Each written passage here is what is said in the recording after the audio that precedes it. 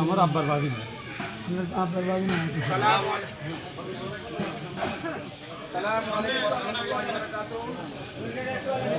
সম্মানিত উপস্থিত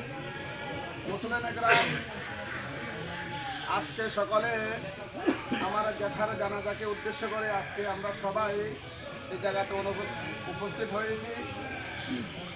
এবং আমার জ্যাঠার জীবনের চলার পথে যদি কাহারও কোনো ধরনের মনোকষ্ট দিয়ে থাকে তাহলে আপনারা আজকে আমার মোহাম্মদ আব্দুল গফর ভাইকে ওনার জীবদ্দশা যা কিছু হয়েছে তা কিছু বলার জন্য ওনাকে আমি অনুরোধ করছি। আসসালামু আলাইকুম ওয়া রাহমাতুল্লাহি ওয়া বারাকাতুহু।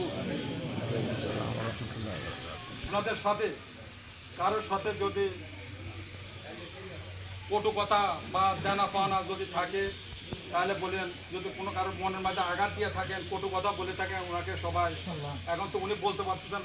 নিয়ম হলো যে ব্যক্তিকে সেই ব্যক্তি বলার, আমার বাবার ইয়ে থেকে আমি বলতেছি ওনাকে সবাই একটু মাফ করে দিই, আল্লাহ মাফ করে দেন। আর আমরা বাবার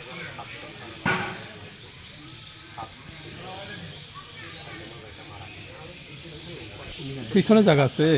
কিছু জায়গা কিছু চলে যাবে।